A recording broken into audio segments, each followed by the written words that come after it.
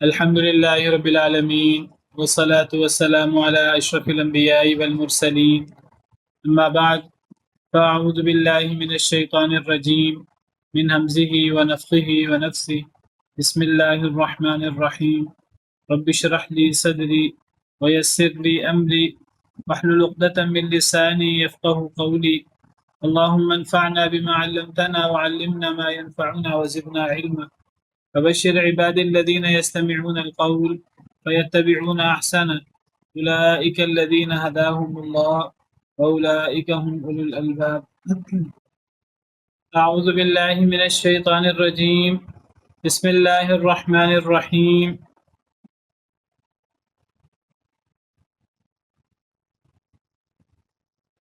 قالت إحداهما يا أبت استأجره إن خير من استأجرت القوي الأمين قالت إحداهما کہا ان دونوں میں سے ایک نے یا ابت استأجرہ اے ابا جان استأجرہ کسی اجرت پر رکھ لیجئے ان خیر من استأجرت القوی الامین بے شک سب سے بہتر شخص جسے آپ اجرت پہ رکھیں وہ ہوتا ہے جو قوی ہو اور امانت دار ہو۔ میں سے ایک نے کہا دو بیٹیاں تھیں، دو لڑکیاں تھیں جن دونوں کے پاس جانور تھے اور جن کے جانوروں کو سیدنا موسیٰ علیہ السلام نے پانی پلایا تھا کنویں کا۔ اب وہ بیٹیاں گئی تھیں اور جا کر اپنے بزرگ والد کو انہوں نے جا کر سارا قصہ بتایا۔ والد نے پوچھا ہوگا آپ جلدی کیوں آئی ہو؟ تو انہوں نے بتایا کہ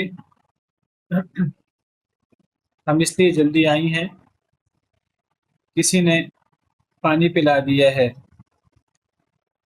تو باپ نے کہا جاؤ جا کر اسے بلا لاؤ تاکہ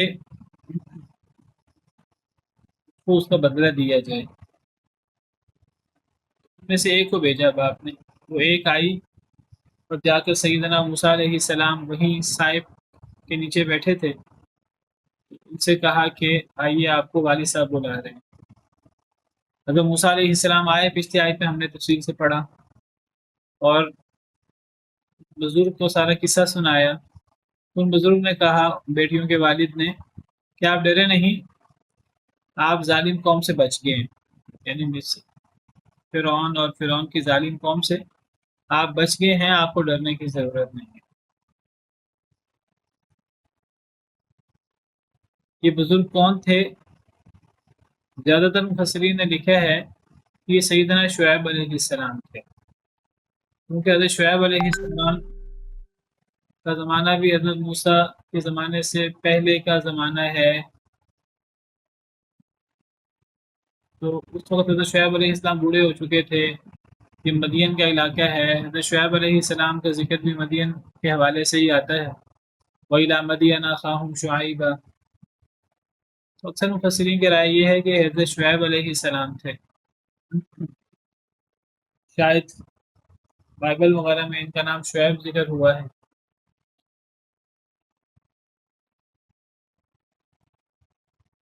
امام ابن کثیر رحمہ اللہ کی رائے یہ ہے کہ یہ حضرت شعیب علیہ السلام نہیں تھے، بلکہ یہ شعیب نامی کوئی اور بزرگ تھے جو ایک نیک شخص تھے، لیکن یہ مشہور نبی سیدنا شعیب علیہ السلام نہیں تھے۔ امام ابن کثیر کا کہنا یہ ہے کہ حضرت شعیب علیہ السلام وہ سیدنا موسیٰ علیہ السلام سے زیادہ پہلے کے ہیں۔ حضرت موسیٰ علیہ السلام کے زمانے کے حضرت شعیب علیہ السلام کے بڑھاپے کا دور ہو اور سیدنا موسیٰ علیہ السلام کی اٹھتی جوانی کا دور ہو، ایسا نہیں ہے امام ابن کثیر رحمہ اللہ کی رائے کے مطابق۔ باقی زیادہ تر مفسرین کی رائے یہ ہے کہ یہ سیدنا شعیب علیہ السلام تھے۔ امام ابن کثیر کہتے ہیں یہ کوئی اور شعیب نامی بزرگ ہے جو مدین میں تھے۔ بہرحال اللہ کو بہتر پتہ ہے جو بھی وہ تھے۔ تو جب موسیٰ علیہ السلام آئے اور آ کر انہیں سارا قصہ سنایا، ساری واقعات سنائے۔ قالت احداہما، ابھی جو باتیں باپ میں اور سیدنا موسیٰ علیہ السلام میں ہو رہی ہیں، یہ باتیں لڑکیوں نے بھی سنی۔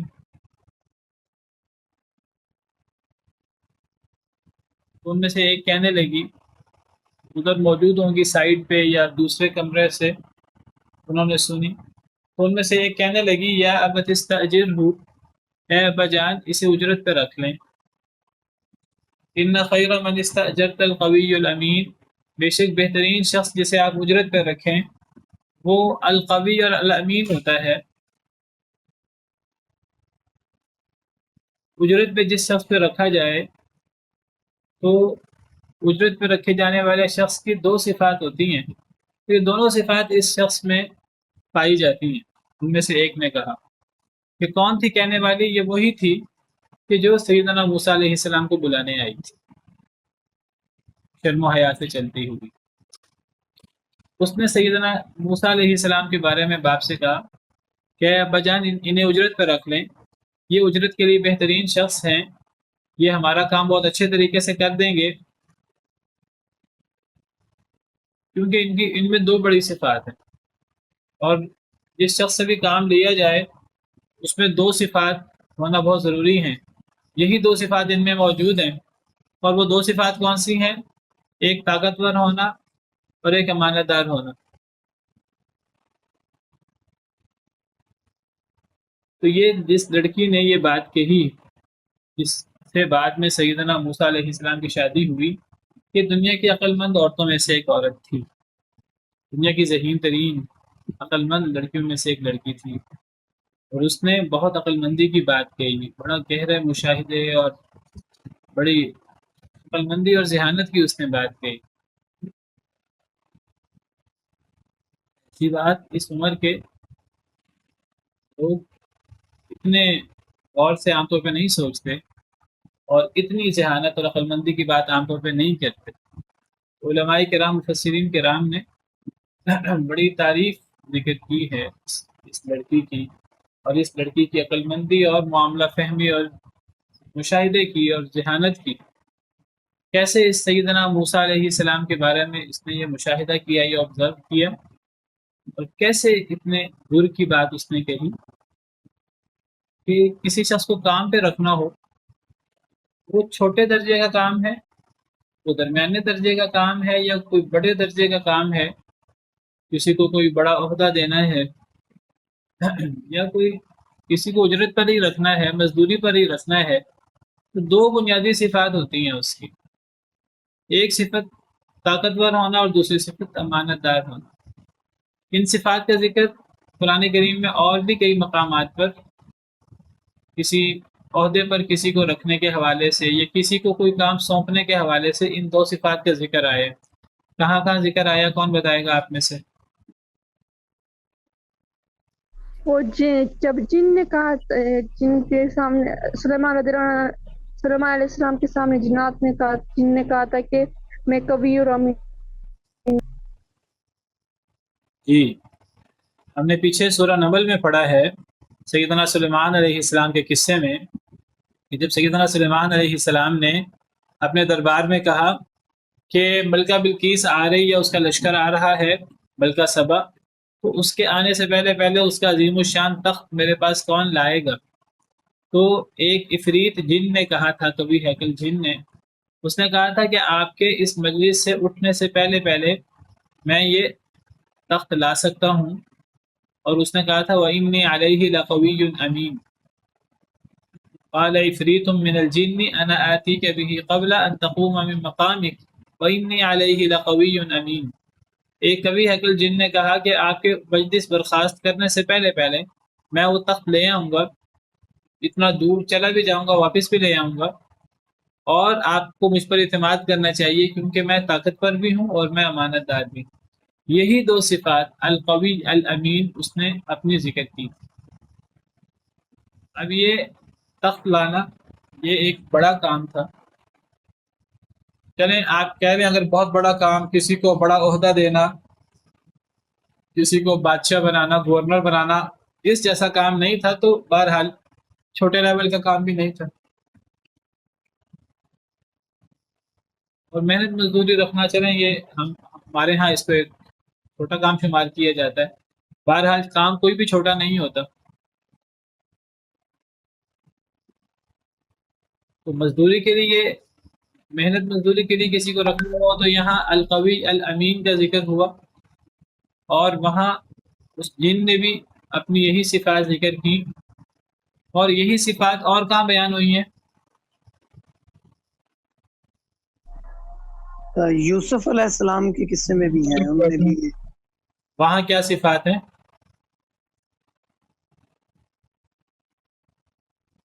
وہاں پر کبھی تو غالباً نہیں ہے، میرا خیال ہے امین تو وہاں پر ہیں، اور کیا اور ہے؟ علیم ہے ایک جاننے والے اور امین. وہاں حفیظ علیم ہے.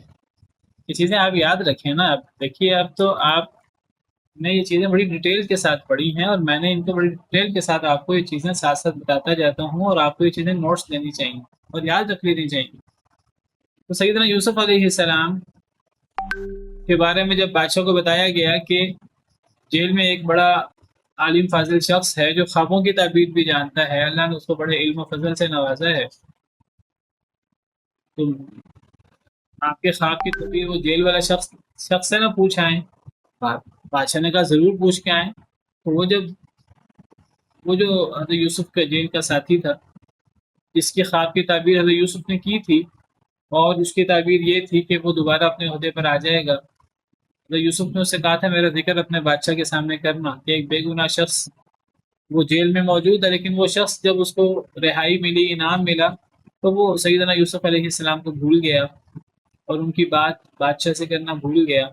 اب اس کو یاد آیا جب بادشاہ نے خواب دیکھا اور لوگوں سے بادشاہ نے کہا کہ مجھے خواب کی تعبیر بتاؤ، کوئی تعبیر نہ بتا سکا، تو اس کو یاد آیا کہ یہ تعبیر حضرت یوسف بتا سکتے ہیں. تو بادشاہ سے اس نے کہا، بادشاہ نے کہا ان سے پوچھاؤ. تو وہ جا کر جیل میں حضرت یوسف سے پوچھ کے آیا. حضرت یوسف نے تعبیر بتائی کہ 7 سال خوب بارشیں ہوں گی، پھر 7 سال خوب قحط سالی ہوگی، اور وہ جو 7 سال کی بارشیں اور جو جو فصلیں زیادہ ہوں گی، یہ 7 سال کی قحط سالی سب کو ختم کر جائے گی. بادشاہ بڑا متاثر ہوا، اور بادشاہ کہنے لگا کہ ایسا علم و فضل والا شخص جیل میں کیسے موجود ہے. بادشاہ نے کہا انہیں جیل چلے آؤ. سیدنا یوسف علیہ السلام نے جیل سے آنے سے انکار کر دیا. کہا جب تک میری برات، میری صفائی نہیں ہوگی زلیخا اور مصر کی عورتوں سے، اس وقت تک میں جیل سے باہر نہیں آؤں گا.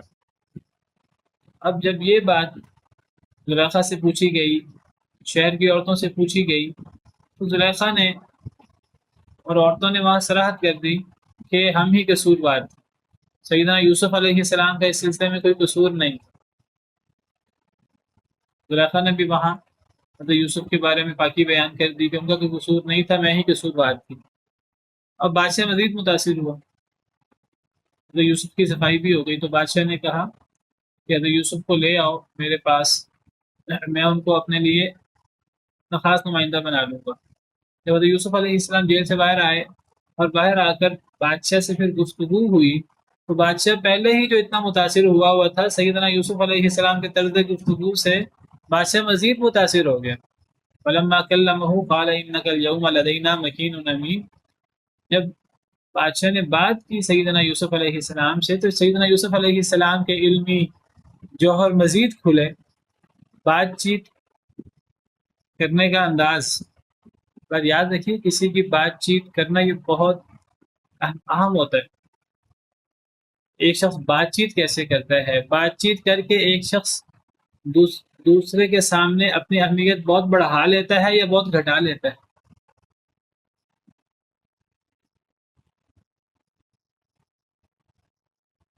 ایک عقل مند شخص بات چیت کر کے اپنی عقل مندی دوسرے پر ظاہر کر دیتا ہے، اور اگر ایک بے وقوف شخص ہو تو وہ بات چیت کر کے اپنی بے وقوفی بھی دوسرے کے سامنے ظاہر کر دیتا ہے. جب تک ایک انسان خاموش ہے اس کے بارے میں پتہ لگانا مشکل ہوتا ہے اس کی شخصیت کیسی ہے، یہ کیسا شخص ہے. لیکن بات چیت بہت سارے راز کھول دیتی ہے. اس لیے کہا جاتا ہے، ادبی شعر ہے، ایسے خاص شعر آپ کو یاد ہونے چاہیے لسان الفتى نصف ونصف فؤاده، انسان کی زبان، انسان کا آدھا حصہ انسان کی زبان ہے اور انسان کا آدھا حصہ انسان کا دل ہے. فلم يبق بعد الا صورۃ اللحم والدم، زبان اور دل کے علاوہ تو جسم میں صرف جسم اور خون کے علاوہ، گوشت پوست کے علاوہ اور کیا ہے؟ اور کچھ بھی نہیں. یہ دو ہی اعضاء بنیادی طور پر انسان کے جسم میں اہم ترین اعضاء ہیں. اس کا مطلب یہ نہیں ہے کہ دل اور زبان کے علاوہ باقی اعضاء اہم نہیں ہیں. آنکھیں بڑی اہم ہیں، کان بڑے اہم ہیں، یہ ایک بات کرنے کا انداز ہوتا ہے کہ سب سے اہم اعضاء دل اور زبان ہے. دل اور زبان کے بعد تو ایسے ہی ہے جیسے کہ باقی اعضاء کی کوئی اہمیت نہیں، باقی صرف اب گوشت اور خون ہی رہ گیا ہے. باقی ایک اہمیت دینے کا ایک انداز ہوتا ہے. لسان الفتى نصف ونصف فؤاده، میں لکھ دیتا ہوں چیٹ میں. لسان الفتى نصف ونصف فؤاده فلم يبق بعد الا صورة اللحم والدم. ایک نوجوان کی زبان اس کا نصف حصہ ہے اور نصف حصہ اس کا دل ہے. ان دو اعضاء کے بعد تو بس گوشت کی ظاہری صورت ہے یا خون ظاہری طور پہ نظر آتا ہے، بس گوشت اور خون کے علاوہ باقی کچھ بھی نہیں. اور حدیث مبارکہ سے بھی اس کی تائید ہوتی ہے. نبی صلی اللہ علیہ وسلم نے فرمایا کہ جسم میں ایک ایسا ٹکڑا ہے، اگر وہ ٹھیک ہو جائے پورا جسم ٹھیک ہو جاتا ہے، اگر وہ خراب ہو جائے پورا جسم خراب ہو جاتا ہے. یہ بھی صحیح حدیث ہے. اور نبی صلی اللہ علیہ وسلم کی یہ بھی صحیح حدیث ہے کہ صبح جب ہوتی ہے تو سارے اعضاء زبان کے سامنے ہاتھ جوڑ کر کھڑے ہو جاتے ہیں، مفہوم ہے حدیث مبارکہ کا. اور سارے اعضاء زبان سے کہتے ہیں اگر تو سیدھی رہی تو ہم بھی سیدھے رہیں گے، اگر تو ٹیڑھی ہو گئی ہم سب بھی ٹیڑھے ہو جائیں گے. تو وہ گویا کہ زبان سے پناہ مانگتے ہیں اور زبان سے کہتے ہیں کہ تو اصل میں ہماری نمائندہ ہے. ہماری اچھی نمائندگی کرے گی تو ہم سب اچھے شمار ہوں گے، تو ہماری اگر بری نمائندگی کرے گی تو ہم سب برے شمار ہوں گے. ایک شخص اچھا ہے کہ برا، لوگوں کا عام طور پر اس کی زبان سے پتہ لگتا ہے. تو ایک شخص اچھا ہے، اگر زبان اس کی اچھی ہے تو اچھا شمار ہوتا ہے، وہ شخص اس کے سارے اعضاء اچھے شمار ہوتے ہیں. اگر اس کی زبان بری ہے وہ شخص برا شمار ہوتا ہے تو اس کے سارے اعضاء برے شمار ہوتے ہیں. تو جب سیدنا یوسف علیہ السلام نے بات چیت کر کے بادشاہ کے دل میں سیدنا یوسف علیہ السلام کا مقام و مرتبہ کئی گنا مزید بڑھ گئے. پہلے ہی شدید متاثر تھا، تو وہ کہنے لگا کہ آپ تو آج ہمارے پاس بہت مقام اور بہت امانت دار ہیں. تو سیدنا یوسف علیہ السلام نے جب دیکھا کہ بادشاہ متاثر ہے تو کہا کہ مجھے وزیر خزانہ بنا دے. انی حفیظ علیم، یہ دو صفات سیدنا یوسف علیہ السلام نے اپنی پیش کی. اب یہ وزیر خزانہ ہونا، یہ بادشاہ کا معتمد خاص ہونا، یہ ایک بڑا، سب سے بڑا عہدہ ہے دونوں کے عہدوں میں سے. تو اس عہدے کے لیے اب یہاں کئی مسائل ہیں. سیدنا یوسف علیہ السلام نے ایک غیر اسلامی مملکت میں، ایک مسلمان مملکت نہیں تھی، یہاں اسلامی قانون نہیں تھا، غیر اسلامی مملکت میں عہدہ مانگا.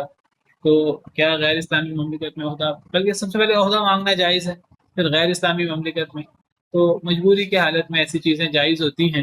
جب کوئی شخص یہ دیکھے کہ سارے لوگ یہ غلط ہیں تو پھر ایک شخص مجبوری میں پیش کر سکتا ہے اپنے ذات کو، مجبوری کی حالت میں جب دیکھے کوئی اس قابل نہیں ہے کہ وہ یہ چیزیں پیش کر سکے، وہ یہ کام کر سکے.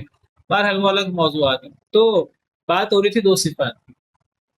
وہاں دو صفات ہیں القوی الامین، یہاں دو صفات ہیں حفیظ علیم. یہ حفیظ علیم اور القوی الامین میں کیا آپ اس کی مناسبت ہے؟ کون بیان کرے گا؟ جی سر، اس کی مناسبت یہی ہے کہ اس کام کا وہ اہل ہو، یعنی وہ کام کرنے کی طاقت بھی ہو اور اس کی اہلیت بھی ہو. گویا کہ یہ دو بنیادی صفات ہیں. القوی الامین میں اصل قوت مراد نہیں ہے، کیا مراد ہے اصل میں؟ اہلیت اور قابلیت. پہلے تو ہم القوی الامین کا مسئلہ حل کرتے ہیں نا، کہ وہاں اصل مراد قوت نہیں ہے. گویا کہ القوی کا لفظی مطلب ہوتا ہے قوت، لیکن یہاں اس لڑکی کی مراد سیدنا موسیٰ کے بارے میں یہ کہ وہ طاقتور ہے، وہاں طاقت مراد ہے، لیکن اصل مراد طاقت نہیں ہے. اصل مراد کیا ہے؟ اہلیت، جیسے میں نے ذکر کیا تھا آپ کے سامنے. یعنی یہ نہیں ہے کہ ہم نے جس عہدے پر بھی جس کو رکھنا ہے تو طاقتور ہونا چاہیے. نہیں، طاقت ہونا ضروری نہیں ہے. تو پھر جب طاقت ہونا ضروری نہیں ہے تو یہاں القوی کیوں کہا گیا؟ قوی تو طاقتور کو کہتے ہیں.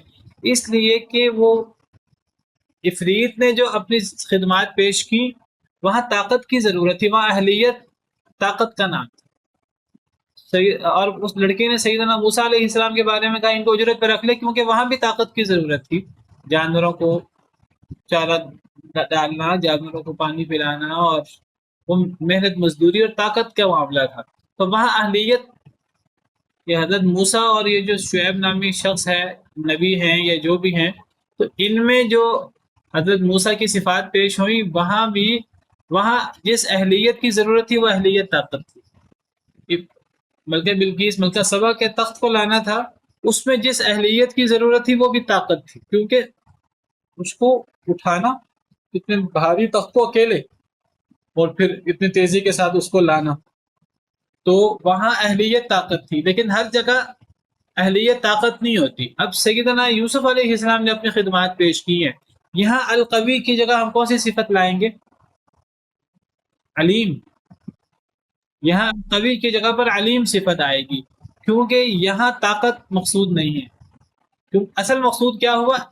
اہلیت، جیسے میں نے بات کی تھی اہلیت. وہاں اہلیت دونوں واقعات میں قوت تھی، یہاں اہلیت سیدنا یوسف علیہ السلام کے قصے میں یہاں جاننا، یعنی مال کو کیسے ڈسٹریبیوٹ کرنا ہے، خزانے کو، ان چیزوں کو کیسے ہم نے بہت زیادہ جس کو آپ کہتے ہیں کہ فضول خرچی سے ہمیں بچنا ہے، ضائع کرنے سے بچنا ہے، اور کیسے ہم نے بچا کے رکھنا ہے، اور کیسے اگلے سالوں کے لیے ہم نے تیاری کرنی ہے. تو یہ جو سارا بجٹ اور یہ جو اس قسم کے سارے معاملات ہیں، اس کے لیے جاننے کے اور علم کی ضرورت ہے کہ اس چیز کو کیسے مینج کرنا ہے. تو یہاں وہی اہلیت کا ذکر ہوا علیم کی صفت سے. اور وہاں دوسری صفت کیا تھی؟ امین، امانت دار. تو وہاں امانت سے مراد امانت ہی ہے، یہ بنیادی صفت ہے. اور یہاں امین کی جگہ پر کیا ہے؟ حفیظ. حفیظ. اور حفیظ سے مراد نگرانی کرنے والا، محفوظ کرنے والا. یعنی میں اس مال کو، جو مال میرے کنٹرول میں ہوگا، یا یہ جو خزانہ میرے کنٹرول میں ہوگا، یا یہ جو فصلیں اور یہ سارا حساب کتاب میرے کنٹرول میں ہوگا، میں اس میں سے کوئی چیز ضائع نہیں کروں گا، اس میں بددیانتی نہیں کروں گا، خیانت نہیں کروں گا، میں اس کو محفوظ رکھوں گا. تو اس سے وہی امانت مراد ہے. تو بنیادی صفات دو ہی ہوئی. ایک صفت جو سب سے بنیادی صفت ہے وہ امانت ہے، ایک بندہ خائن نہ ہو. اور یہ ہر چھوٹے دینی دنیاوی ہر عہدے کے لیے یہ بنیادی شرط ہے، امانت. نبیوں کے لیے یہ بنیادی شرط ہے، فرشتوں کے لیے یہ بنیادی شرط ہے. سیدنا جبریل امین علیہ السلام، تمام نبیوں نے اپنے بارے میں جب اپنی نبوت پیش کی، اپنے آپ کو لوگوں کے سامنے پیش کیا، تو اپنی رسالت اور امانت کا ذکر کیا ہے. كذبت قوم نوح المرسلين اذ قال لهم اخوهم نوح الا تتقون انی لکم رسول امین. كذبت عاد المرسلين اذ قال لهم اخوهم هود الا تتقون انی لکم رسول امین. كذبت ثمود المرسلين اذ قال لهم اخوهم صالح الا تتقون انی لکم رسول امین. یہ سورہ شعراء میں اور دیگر صورتوں میں آپ کو نبیوں کی صفات میں بنیادی صفت امانت آپ کو ملے گی. یہ نبیوں کے لیے اور غیر دنیاوی معاملات میں بھی جگہ جگہ یہ امانت بڑی بنیادی شرط ہے. اور امانت کے ساتھ دوسری شرط ہوئی اہلیت. وہ اہلیت عفریت کے قصے میں، سیدنا سلیمان علیہ السلام کے واقعے میں، سیدنا موسیٰ علیہ السلام کے واقعے میں، وہاں اہلیت طاقت ہے، وہاں طاقت اہلیت تھی. اور یہاں سیدنا یوسف علیہ السلام کے قصے میں اہلیت اس فن کو جاننا تھی، بجٹنگ کرنا اور ان چیزوں کو جاننا اور اس کے بارے میں علم رکھنا. تو یہ دو صفات ہیں جو بڑی عظیم صفات ہیں. تو اس لڑکی نے سیدنا موسیٰ علیہ السلام کے بارے میں یہ دو صفات پیش کر کے کہا کہ حضرت موسیٰ علیہ السلام یہ دونوں صفات رکھتے ہیں، اور اگر آپ نے کسی کو اجرت پہ رکھنا ہے، ہمارے ہم اس کو ایک چھوٹا کام شمار کرتے ہیں. بہرحال اس سے قطع نظر یہ چھوٹا کام ہے کہ بڑا کام ہے، ہر کام کے لیے یہ دو صفات اہم ہیں. اس لڑکی نے 2 صفات پیش کی. سوال پیدا ہوتا ہے اس لڑکی کو سیدنا موسیٰ علیہ السلام کے بارے میں کیسے پتہ لگا کہ وہ طاقتور بھی ہیں اور امانت دار بھی ہیں؟ دیکھیے امانت کے لیے ضروری نہیں آپ کسی کے پاس رقم رکھیں اور وہ اس امانت میں خیانت کرتا ہے کہ نہیں کرتا تو آپ کو اسی سے تجربہ ہوگا. نہیں، امانت کا صرف یہ معنی نہیں ہوتا. خیانت صرف یہ نہیں ہے کہ آپ کسی کا روپیہ پیسہ لے کر آپ اس میں خیانت کرتے ہیں. نظروں کی بھی امانت ہوتی ہے، کردار کی بھی امانت ہوتی ہے. تو سیدنا موسیٰ علیہ السلام کے بارے میں اتنی جلدی کیسے پتہ لگ گیا اسے؟ تو یعنی وہ بہت ذہین عقل مند تھی اور اس کا مشاہدہ بہت زبردست. اس نے صرف سیدنا موسیٰ علیہ السلام کے جانوروں کو پانی پلانا اور سیدنا موسیٰ علیہ السلام کو جو بلانے گئی اور اس سارے اتنے سے عرصے میں اس نے یہ چیزیں پہچان لی. سیدنا موسیٰ علیہ السلام وہ کتنے بہترین طریقے سے پہچانی، ایسی صفات پہچانی سیدنا موسیٰ علیہ السلام میں. کئی دفعہ ایسی صفات وہ اتنی جلدی پتہ نہیں لگتی. کہا جاتا ہے، امام ابن کثیر وغیرہ نے لکھا ہے کہ کیسے اس کو پتہ لگا کہ حضرت موسیٰ طاقتور بھی بہت ہیں اور امانت دار بھی بہت ہیں. طاقت کا تو پتہ لگا جانوروں کو پانی پلانے سے. کیسے پتہ لگا؟ لوگوں کے درمیان گھس کر جلدی سے پانی پلا دیا، اس سے اندازہ ہو گیا انہیں. وہ پیچھے تھیں، دیکھ تو رہی تھی کم از کم. یا بعض مفسرین نے، امام ابن کثیر وغیرہ نے لکھا ہے اسرائیلیات والوں کو مد نظر رکھتے ہوئے کہ جب لوگ چلے گئے وہ جو کنواں تھا اس کے اوپر ایک پتھر رکھا جاتا تھا کنویں کو بند کرنے کے لیے. وہ پتھر کو ایک آدھ بندے کے لیے اٹھانا مشکل تھا. بعض مفسرین نے تو لکھا ہے 10 لوگوں کے لیے 10 لوگ مل کر اس پتھر کو ہٹاتے تھے. سیدنا موسیٰ علیہ السلام نے اکیلے ہی، اللہ نے اتنی طاقت دی تھی، اکیلے ہی اس پتھر کو انہوں نے ہلا دیا، ہٹا دیا یا رکھ دیا. یہ اور اس قسم کی چیزوں سے انہیں اندازہ ہو گیا کہ سیدنا موسیٰ علیہ السلام بہت طاقتور ہیں، بڑے مضبوط جسامت کے مالک ہیں. امانت کا کیسے پتہ لگا؟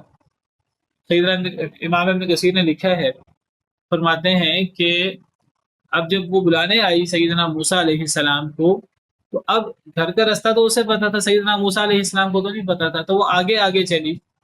جب آگے آگے چلی تو ہوا کی وجہ سے اس کا کپڑا وغیرہ چادر وغیرہ اڑنے لگی. تو سیدنا موسیٰ علیہ السلام نے اس سے کہا کہ میں آگے آگے چلتا ہوں، تم پیچھے آ جاؤ. تم مجھے بول کر یا تم مجھے پتھر سے کنکری مار کر مجھے راستہ بتا دینا، کہیں جہاں 2 راستے آ جائیں تو کس راستے پہ جانا ہے پیچھے سے تم مجھے بتا دینا، تمہیں مجھ سے آگے چلنے کی ضرورت نہیں.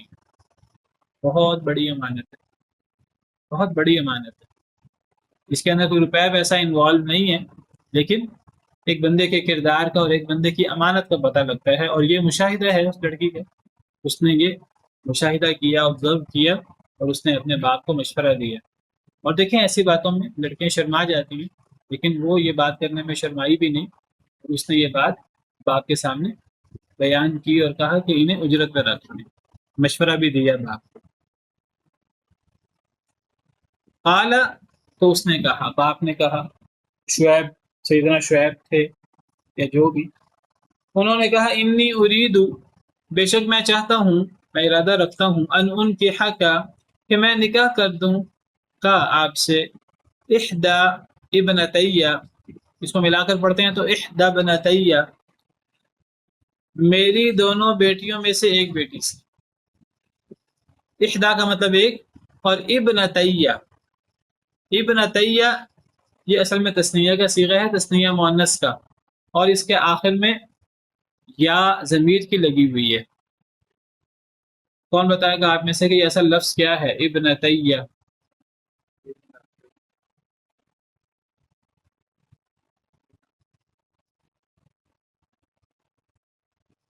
اصل لفظ ہے ابنتینی. ابنتینی کے مطلب 2 بیٹیاں. ابنتانی بنتن، دیکھیں بیٹی کے لیے یا بنتن آتا ہے یا ابنتن آتا ہے. تو ابنتن سے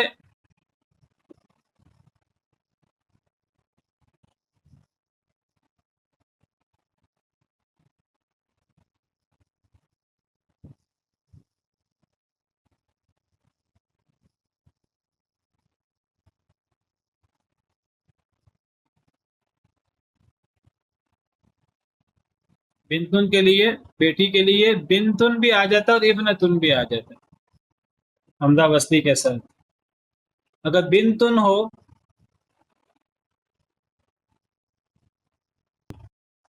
یا بنتن آتا ہے یا ابنتن.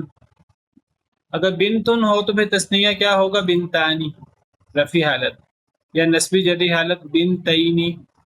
نسبی حالت بھی بنتینی اور جری حالت بھی بنتینی اگر بنتن ہو اس سے. اور اگر ابنتن ہو تب پھر کیا ہوگا؟ ابنتانی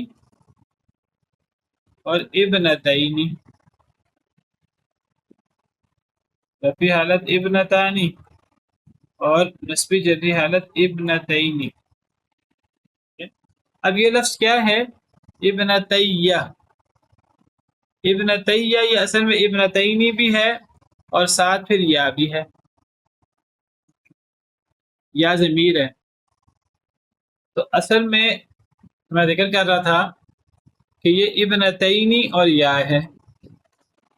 اور یہ ابنتینی کیوں ہے؟ پہلے اس کی یہ نسبی حالت ہے، جری حالت ہے، تو یہ اصل میں احدا مضاف ہے اور ابنتیہ یہ اس کا مضاف الیہ ہے. تو مضاف الیہ کیا ہوتا ہے؟ نسبی حالت ہوتی ہے، جری حالت ہوتی ہے. جرمی جری حالت، تو یہ جری حالت، جرری حالت. یہ جری حالت ہے. تو ابنتینی اور آگے یا میری دو بیٹیاں. اب ابنتینی سے ابنتیہ کیسے بنا؟ یہ مضاف احدا مضاف ہے، ابنتینی مضاف الیہ ہے. اچھا ابنتینی اور ابنتینی اور آگے یا یہ خود بھی مضاف الیہ ہے. میری دو بیٹیاں، تو ضمیر کی طرف بھی اضافت ہوتی ہے، تو یہ بھی مضاف الیہ ہے. اور مضاف میں نون گر جاتا ہے تثنیہ کا یا جمع مذکر سالم کا. تو یہ نون گر گیا تو دو یائیں اکٹھی ہو گئیں، اور جب اس انداز سے عربی زبان میں دو یائیں اکٹھی ہو جاتی ہیں تو ان یاؤں کا ادغام ہو جاتا ہے. جب ادغام ہو گیا تو پھر اب ایک یا ہے. اب ایک یا پہ شرط ڈال دیں گے. اب اس یا پر زیر بھی پڑھ سکتے ہیں اور اس یا پر زبر بھی پڑھ سکتے ہیں. اس یا پر زیر بھی پڑھ سکتے ہیں اور اس یا پر زبر بھی پڑھ سکتے ہیں. ابنتیہ ایسے بنا ہے. اور اس کی کئی مثالیں ہیں قرآن کریم میں اس سے ملتی جلتی، اور میں نے بعض مثالوں پر تفصیلی بات بھی کی تھی. آپ میں سے کسی کے ذہن میں ہو اس کی کون سی مثال ہم نے اس سے ملتی جلتی پڑھی ہے اور قرآن کریم میں؟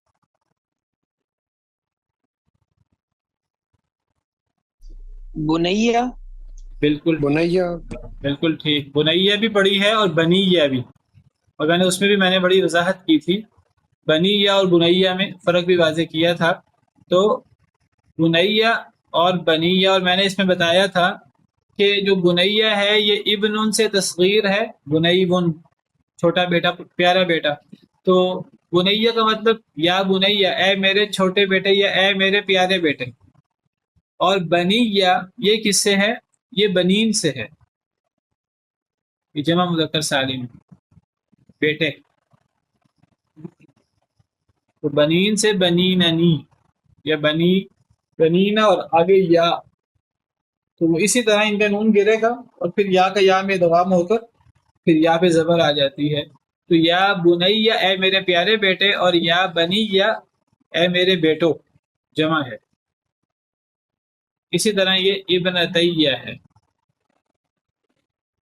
ابنتیہ کا مطلب میری دونوں بیٹیاں. تو اس شخص نے کہا بے شک میں ارادہ کرتا ہوں کہ میں نکاح کر دوں تجھ سے، آپ سے اے موسیٰ، احدی ابنتی ہاتینی، احدی ابنتی میری دونوں بیٹیوں میں سے ایک کے ساتھ، ہاتینی ان دونوں میں سے، میری ان دو بیٹیوں میں سے ایک بیٹی کے ساتھ. ہاتینی اس میں اشارہ ہے تثنیہ مؤنث کا. اس میں اشارہ کی گردان آپ کو آتی ہوگی. ہاذا، ہاذانی، ہاؤلائی، ہذہ، ہاتانی، ہاؤلائی. اس گردان میں باقی 6 صیغے ہیں. واحد مذکر و مؤنث اور جمع مذکر یا مؤنث یہ صیغے مبنی ہیں. جمع مذکر جمع مؤنث کے لیے ایک ہی صیغہ ہے ہاؤلائی. واحد مذکر کے لیے ہاذا اور واحد مؤنث کے لیے ہذہ، تو یہ مبنی ہے. اور جو ہاذانی جب تثنیہ مذکر کا صیغہ ہو تثنیہ مؤنث کا صیغہ ہو یہ معرب ہے، لیکن ان کا اعراب بالحرف ہے. یہ اعراب کی بحث آپ لوگوں نے پڑھی ہے گرامر میں کہ نہیں پڑھی؟ پڑھی ہوئی ہے، لیکن ان کی شیخ پڑھی ہے. بہرحال ہادانی ہادئین، اس طرح ہادانی ہاتئینی، تو یہ ہاتئینی بھی یہ جری حالت ہے.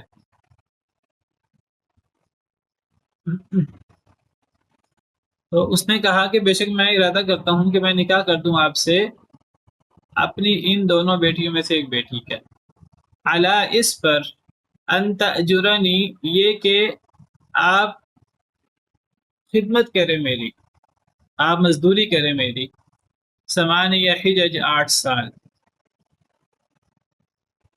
فَإِنْ أَتْمَمْتَ عَشْرًا پس اگر آپ مکمل کر دیں 10 سال، فَمِنْ عِنْدِكَ تو یہ آپ کی طرف سے ہے، میری طرف سے پابندی نہیں ہے. میری طرف سے پابندی 8 سال کی ہے، میری طرف سے جو پیشکش ہے وہ 8 سال کم از کم. 8 سال سے اوپر اگر آپ مزید میری خدمت کرنا چاہیں، میں بوڑھا ہوں، تو وہ پھر آپ کا اخلاق ہے. وما اريد ان اشق عليك اور نہیں میں ارادہ کرتا کہ میں مشقت ڈالوں آپ پر، میں آپ سے زیادہ خدمت نہیں لینا چاہتا. یعنی جو میں نے بنیادی بات کہی ہے اس سے زیادہ مراد، ورنہ تو 8 سال کی خدمت بھی مشکل کام ہے. بہرحال تو میں آپ پر مشقت نہیں ڈالنا چاہتا، یعنی اس بنیادی جو میرے شرط ہے، یہ جو بنیادی بات ہے 8 سال کی، اس سے اوپر میں مشقت نہیں ڈالنا چاہتا. یعنی اگلے 2 سالوں میں آپ کو پابند نہیں کرنا چاہتا. ستجدنی ان قریب آپ پائیں گے مجھے انشاءاللہ اگر اللہ نے چاہا من الصالحین نیک لوگوں میں سے. یعنی میں اس سارے معاملے میں اگر میرا آپ کا معاملہ طے ہو جاتا ہے، نکاح ہو جاتا ہے، آپ میرے ساتھ شرط کر دیتے ہیں کم از کم 8 سال کی، آپ دیکھیں گے کہ میں آپ کے ساتھ نیکی والا معاملہ کروں گا. اگر آپ میرے لیے اجرت پہ کام کریں گے تو میں کوئی آپ کے ساتھ زیادتی نہیں کروں گا، کوئی آپ کے ساتھ برا بولوں گا نہیں، آپ کو کوئی میں آپ کی طاقت سے بڑھ کر کام نہیں دوں گا. آپ دیکھیں گے میرا معاملہ بہت اچھا ہوگا. اس نے اپنا ذکر بھی کیا اپنا کہ میں اچھا کروں گا، لیکن اپنے کہا میں اچھا کروں گا اور میں نیکی کا معاملہ کروں گا، لیکن اللہ کی طرف نسبت کی انشاءاللہ. اور نیک لوگ وہ ایک کام کا پختہ ارادہ بھی رکھیں تو وہ اس کی نسبت اللہ کی طرف کرتے ہیں، کیونکہ اللہ کی توفیق سے ہر معاملہ ہوتا ہے. اللہ کی توفیق کے بغیر کوئی کام نہیں ہوتا. آپ کا پختہ ارادہ بھی ہو کسی بات کا، اور آپ ایک بات کو بڑی پختگی کے ساتھ بلکہ وعدہ کر کے قسم کھا کر بھی اگر آپ ایک بات کو کہنا چاہیں، انشاءاللہ ساتھ ضرور بولنا چاہیے. اس سے اللہ پر توکل، اللہ پر اعتماد ہوتا ہے اور اللہ کی توفیق شامل حال ہو جاتی ہے. بالکل ایسے جیسے سیدنا یوسف علیہ السلام نے کہا تھا کہ اے اللہ یہ عورتیں تو یہ فتنہ ڈال رہی ہیں، یہ عورتیں تو خراب کرنا چاہتی ہیں مجھے. تو اللہ تعالیٰ سے دعا کی کہ اے اللہ مجھے ان عورتوں کے فتنے سے، یہ فحاشی اور اس قسم کے فتنے سے، عورتوں کے فتنے سے مجھے جیل زیادہ مقبول ہے. قال رب السجن واحب الی مما یدعوننی الیہ والا تصرف عنی کیدہن اصب الیہن واکن من الجاہلین. تو حضرت موسیٰ نے وہاں اللہ کی طرف ہی نسبت کی کہ اللہ اگر آپ نے مجھ سے ان کی چال کو دور نہ کیا تو میں ان کی طرف مائل ہو جاؤں گا، واکن من الجاہلین، اور میں جاہل ہو جاؤں گا. حالانکہ حضرت موسیٰ علیہ السلام پہلے اپنی کردار کی مضبوطی کا مظاہرہ کر چکے ہیں زلیخا کے سامنے، پھر مصر کی عورتوں کے سامنے اپنا کردار دکھا چکے ہیں، لیکن وہ دیکھ رہے ہیں کہ یہ عورتیں یہ فتنے میں مبتلا کرنے کی کوشش کر رہی ہیں. سیدنا موسیٰ علیہ السلام، سیدنا یوسف علیہ السلام اپنے کردار میں اسی طرح مضبوط ہیں، لیکن اللہ کی طرف نسبت کرتے ہیں کہ اے اللہ اگر آپ نے مجھ سے ان کی چال کو دور نہ کیا. نیک لوگوں کی، نبیوں کا یہی طریقہ ہے. سیدنا اسماعیل علیہ السلام نے اپنے باپ سے کہا کہ اللہ کا حکم پورا کریں، مجھے ذبح کر دیں.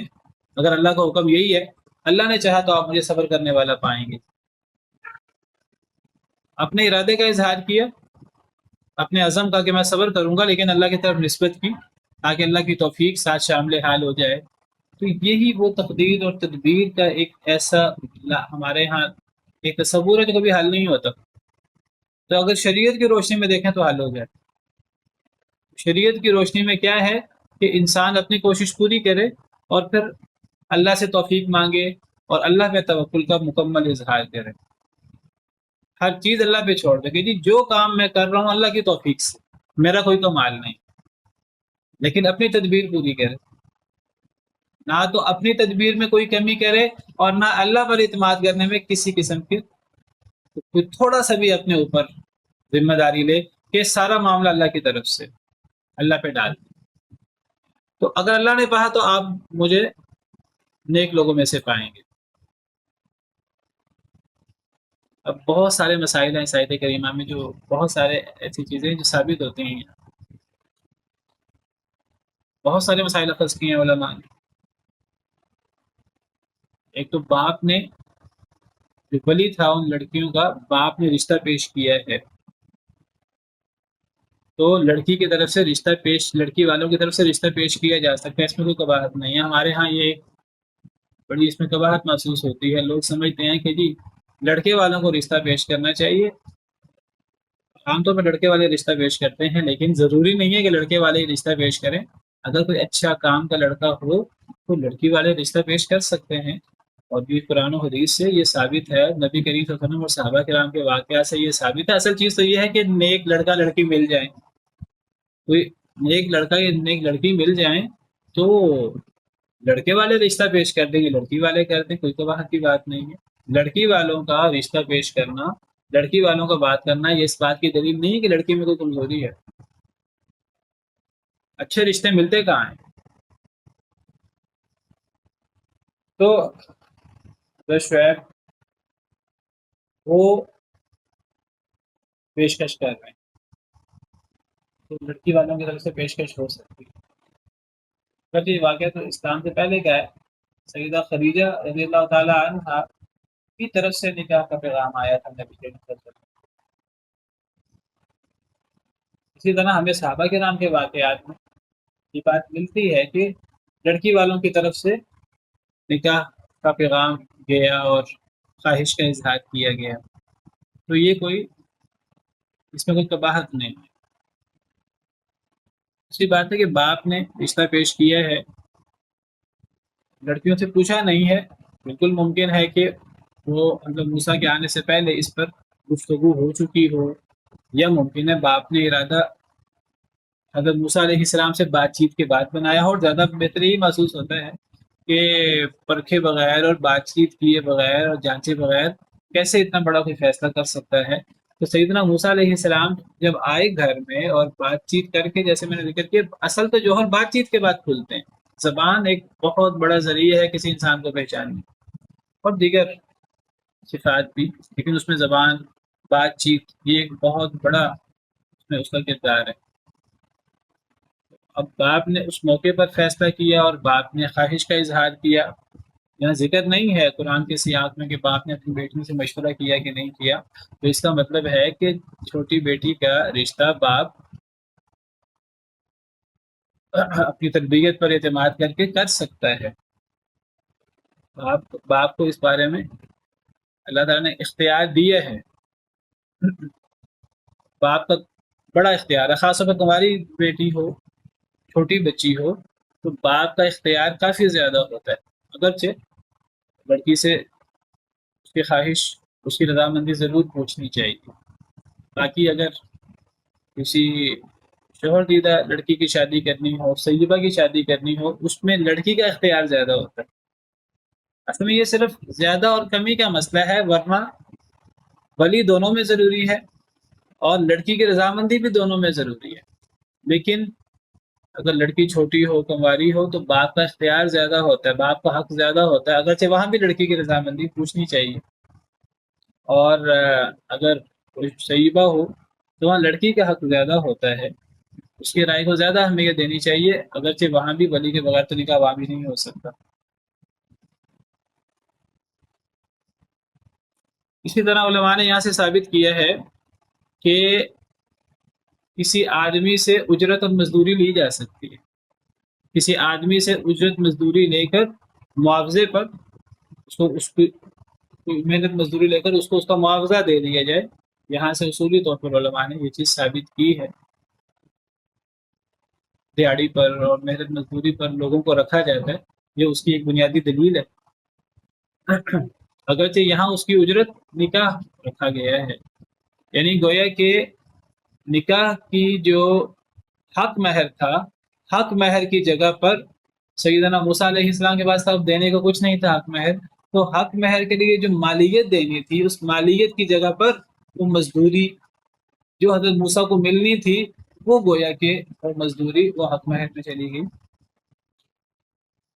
اس سے کیا مسئلہ نکلا؟ ایک بہت بڑا مسئلہ کہ لڑکی کو جو حق مہر دیا جائے اصل میں وہ لڑکی کا حق ہوتا ہے جس سے شادی ہو، لیکن اس حق مہر کو لڑکی کا والد، لڑکی کے خاندان والے اگر ضرورت مند ہوں، اس طرح کی کیفیت ہو جس طرح یہ اس خاندان کی کیفیت تھی، تو لڑکی کی رضامندی کے ساتھ، رضامندی کے بغیر نہیں، اس حق مہر کو رشتہ دار استعمال کر سکتے ہیں۔ جیسے بنیادی شرط شادی کی لڑکی کے لیے حق مہر دینا، لڑکی کا حق مہر شوہر کو بھی معاف ہو سکتا ہے اگر لڑکی شوہر کو معاف کر دے، اگر وہ شوہر کو دے سکتی ہے اور شوہر کے حق میں دستبردار ہو سکتی ہے، لیکن وہ شرائط کے دل کی خوشی، فَإِن طِبْنَ لَكُمْ عَنْ شَيْءٍ مِّنْهُ نَفْسًا فَكُلُوهُ هَنِيئًا مَرِيئًا، لڑکی کی رضامندی اس میں بہرحال بنیادی شرط ہے، وہ ضروری ہے۔ تو اس حق مہر کو، اصل حق اس کا لڑکی کا ہے، اس حق مہر کو لڑکی کے خاندان والے، باپ، ماں باپ اور دیگر خاندان والے لڑکی کی رضامندی سے استعمال کر سکتے ہیں۔ اور اس سے یہ بھی پتہ لگتا ہے کہ 8 سال کا معاہدہ ہوا، لیکن بوڑھے شخص نے کہا میں بوڑھا ہوں، تو اگر آپ 10 سال پورا کر دیں تو مجھے اس کی ضرورت ہے، 8 سال کے بعد آپ آزاد ہوں گے، آپ جانا چاہیں تو جا سکتے ہیں، مدینے میں نہ بھی رہنا چاہیں، واپس مصر جانا چاہیں تو آپ جا سکتے ہیں، لیکن اگر آپ 10 سال پورے کر دیں تو یہ آپ کا حسن اخلاق ہے۔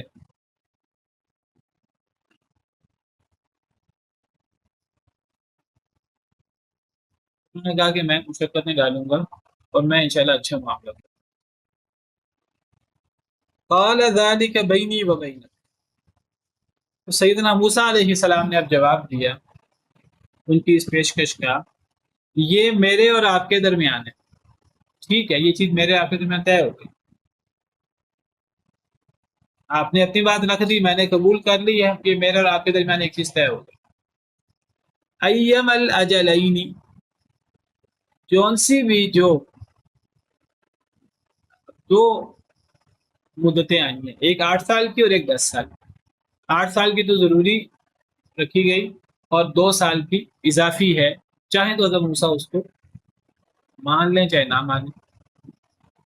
حضرت موسیٰ علیہ السلام فرماتے ہیں ایم الاجلین، الاجلین سے اجل کہتے ہیں مدت کو، اجلین تسنیہ ہے، دونوں مدتوں میں سے جو بھی کس کا معنی ہے ایما کا، ایم الاجلین، دونوں مدتوں میں سے جو بھی 8 سال والی یا 10 سال والی، قضیت میں پورا کر دوں، فلا عدوان علیہ، مجھ پر کوئی زیادتی نہیں ہوگی، مجھ سے کوئی پوچھ گچھ نہیں ہوگی، مجھ پر کوئی بوجھ نہیں ہوگا، چاہوں تو میں 8 سال کی پورا کروں، چاہوں تو میں 10 سال کی پورا کروں، اگر میں نے 10 سال کی پورا نہ کی، 8 سال کی پورا کی، اس کے بعد میں نے جانا چاہا تو مجھ پہ کوئی روک ٹوک نہیں ہوگی، تو یہ نہیں کہا جائے گا آپ نے تو معاہدہ پورا نہیں کیا، آپ نے تو معاہدے کے خلاف ورزی کی ہے۔ ہاں میں 8 سال کا پابند ہوں، 8 سال کے بعد، اب 8 سال کے بعد ہی مدت پوری ہو جائے اور میں مزید آپ کے جانور نہ چراؤں، یا میں 10 سال پوری کر دوں آپ کے خواہش کے مطابق، جو بھی پوری کروں تو مجھ سے کوئی پوچھ گچھ نہیں کی جائے گی، یہ نہیں کہا جائے گا آپ نے وعدہ توڑا ہے۔ واللہ علی ما نقول وکیل، اور اللہ تعالیٰ اوپر اس کے جو ہم کہہ رہے ہیں کارساز ہے۔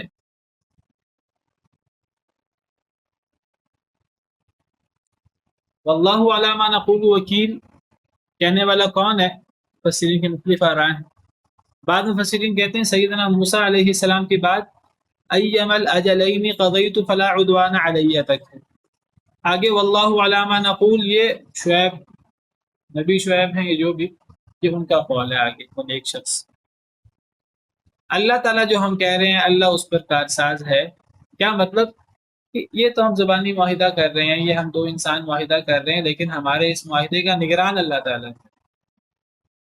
یعنی دو فریق ہیں اس معاہدے کے، لڑکی کا باپ اور شوہر. تو اب یہ جو آپس میں معاہدہ ہوا تو یہ اللہ کی نگرانی میں ہم معاہدہ کر رہے ہیں. جو بھی اس میں کمی کوتاہی کرے گا تو اللہ اس سے پوچھے گا. بہت بڑی بات. ہمیں بھی کوئی معاہدہ ہم کریں، ہمیں معاہدے میں آخر میں ضرور لکھنا چاہیے واللہ علی ما نقول وکیل. صرف لکھنا نہیں چاہیے، صرف بولنا نہیں چاہیے، سمجھنا بھی ایسے چاہیے. یہ نہیں سوچنا چاہیے کہ یہ تو معاہدہ ہی ہے، یہ تو ایک ہمارا ایک ایگریمنٹ ہی تھا،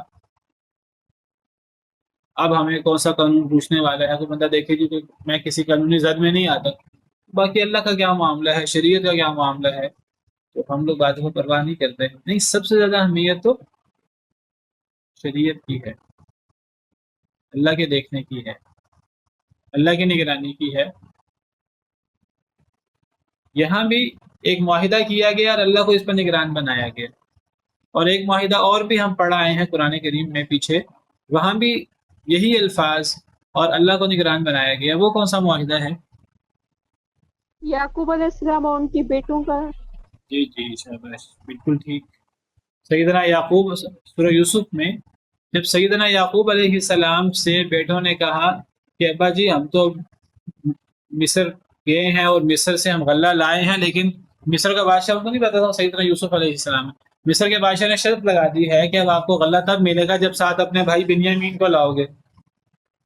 تو باپ نے کہا کہ پہلے بھی تم نے مجھ سے اسی قسم کی بات کر کے یوسف کی اجازت دی تھی اور پھر تم یوسف کو لائے نہیں تھے، تو اب میں بنیامین تمہارے حوالے کر دوں. تو بہرحال بیٹوں نے بڑی معذرت کی اور بڑا انہوں نے، تو باپ نے پھر کہا کہ ایک معاہدہ مجھ سے کرو. قال لن ارسله معكم حتى تؤتوني موثقا من الله لتأتونني به الا ان يحاط بكم. میں ہرگز بنیامین کو تمہارے ساتھ نہیں بھیجوں گا، مگر اب مجبوری باپ کی بھی تھی، بلنا چاہیے تھی. تو کہا ٹھیک ہے مجھ سے معاہدہ کر لو. حتى تؤتوني موثقا من الله، مجھے اللہ کا وعدہ دو، لتأتونني به کہ تم ضرور بنیامین کو واپس لاؤ گے، الا ان يحاط بكم، مگر یہ کہ تمہارا کسی ایسے طریقے سے گھیراؤ کر لیا جائے کہ تم واپس نہ لا سکتے. یعنی کوئی اور صورت ہو تو کوئی اور بیٹا وہ وہاں اپنے آپ کو پیش کر دے، بنیامین کو ضرور واپس لانا ہے.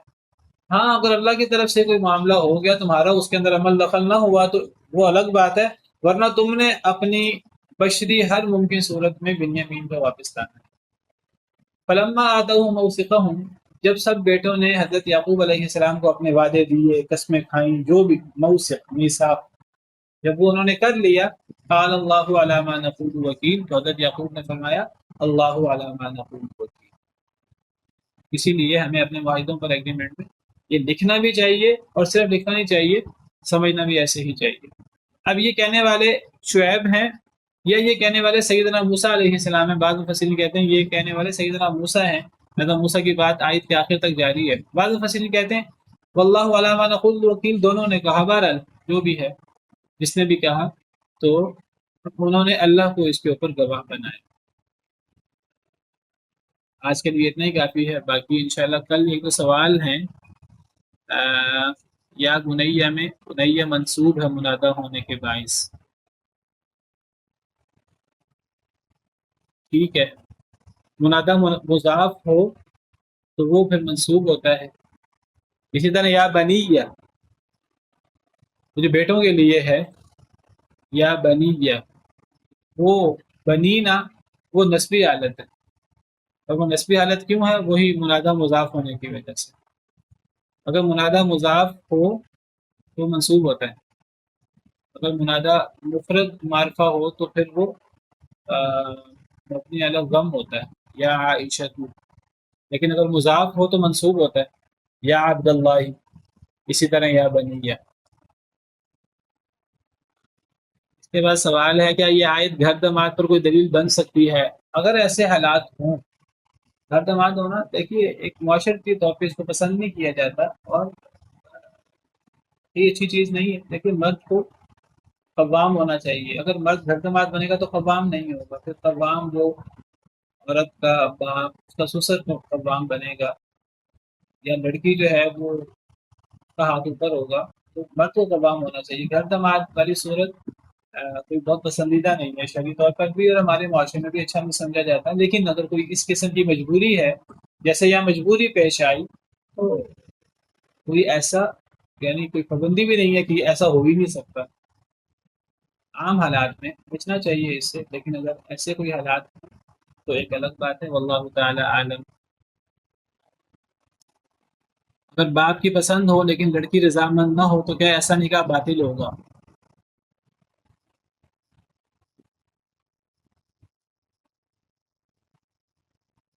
لڑکی کو اگر باپ زور دے، باپ کی رائے ہو، لڑکی رضامند نہ ہو، لڑکی کو باپ کی رضا میں رضامند ہونی چاہیے، کیونکہ اس میں باپ کو فوقیت حاصل ہے اس معاملے میں. لیکن اگر لڑکی رضامند نہ ہو، بالکل اس میں ناپسند وہ معاملہ، تو پھر یہی محسوس ہوتا ہے نکاح باطل ہو جائے گا. مجھے ایک حدیث مبارکہ یاد آ رہی ہے، واللہ عالم. ایک لڑکی نبی صلی اللہ علیہ وسلم میں حاضر ہوئی ایک عورت، اور کہا کہ میرے باپ نے میرا نکاح کر دیا زبردستی اپنے بھتیجے کے ساتھ، تو میں اس پر راضی نہیں. نبی صلی اللہ علیہ وسلم نے اس کا نکاح فسخ کروا دیا. یہی محسوس ہوتا ہے کہ اللہ عالم. اس میں حق مہر کی سمجھ نہیں آئی. حق مہر کی سمجھ یعنی گویا کہ حضرت موسیٰ علیہ السلام کا خدمت کرنا اپنی بیوی کے باپ کی، یہ حق مہر ہے. حضرت موسیٰ علیہ السلام کی طرف سے حضرت موسیٰ علیہ السلام کے پاس حق مہر میں دینے کے لیے کوئی کیش، کوئی رقم، کوئی روپیہ پیسہ تو تھا نہیں. تو حضرت موسیٰ علیہ السلام کو گویا کہ اپنی خدمت کرنے کے نتیجے میں جو رقم ملنی تھی، وہ رقم دینے کی وجہ گویا کہ اپنی خدمات پیش کر رہے ہیں بیوی کے باپ کو. گویا کہ بیوی کو پیش کریں. بیوی کا باپ کا تعلق بیوی سے زیادہ ہے، سسر کا تعلق داماد سے زیادہ تو بیوی سے ہے. تو گویا کہ یہ وہ جو مزدوری کر رہے ہیں اپنے سسر کی، وہ بیوی کی وجہ سے کر رہے ہیں. گویا کہ اس کا فائدہ بیوی کے واسطے سے سسر کو پہنچ رہا ہے، تو بیوی کو اس کا فائدہ پہنچ رہا ہے اس کی مزدوری کا. تو گویا کہ یہ ایک مانوی حق مہر ہے. آپ اس کی مثال ایسے سمجھیں جیسے کسی کے پاس حق مہر دینے کو کچھ نہیں ہے، تو وہ کہے کہ میں کوئی علم سکھا دوں گا، جیسے قرآن کی سورت سکھا دوں گا. نبی صلی اللہ علیہ وسلم نے فرمایا، ایک شخص نے کہا، میں ایک عورت نے اپنے آپ کو پیش کیا نبی صلی اللہ علیہ وسلم کے لیے. نبی کے سامنے کوئی عورت اپنے آپ کو پیش کر سکتی ہے، نبی کے لیے ولی کی ضرورت نہیں ہوتی. تو نبی صلی اللہ علیہ وسلم نے فرمایا میری رغبت نہیں ہے، کوئی شادی کرنا چاہتا ہے. تو ایک شخص نے کہا میں شادی کرنا چاہتا ہوں، صحیح بخاری کی حدیث ہے. تو نبی صلی اللہ علیہ وسلم نے فرمایا کہ کوئی حق مہر لاؤ. کہنے لگا حق مہر تو نہیں. آپ نے فرمایا کچھ نہ کچھ لاؤ، جاؤ جا کر گھر میں تلاشی لو، کوئی چیز مل جائے، لوہے کی انگوٹھی مل جائے وہی لے آؤ. وہ گھر گئے، گھر جا کر لوہے کی انگوٹھی تلاشی، وہ بھی نہیں ملی. یہ غربت تھی اور یہ حالات جو بخاری کے حدیث. تو نبی صلی اللہ علیہ وسلم نے فرمایا جاؤ، میں نے تمہارا نکاح اس عورت کے ساتھ، کچھ صورتیں یاد ہیں جی، فلاں صورتیں یاد ہیں. فرمایا کہ وہ صورتیں ان کو تم سکھا دینا. تو میں نے ان صورتوں کے بدلے تمہارا نکاح اس عورت کے ساتھ کر دیا. تو صورتیں سکھانا حق مہر ہو گیا، ایک مانوی حق مہر بھی ہوتا ہے. تو گویا کہ یہ جو خدمت کر رہے ہیں سیدنا موسیٰ علیہ السلام، تو یہ خدمت یہ حق مہر بنی. اللہ عالم. یہ بھی ہو سکتا ہے کہ لڑکی کی موسیٰ علیہ السلام کے لیے تعریف سن کر باپ نے نکاح کے لیے پوچھا ہو. بالکل یہ رضامندی کی ایک نشانی یہ ہو سکتی ہے. چلیں اس پہ بس کرتے ہیں. سبحان ربک رب العزت عما یصفون وسلام علی المرسلین.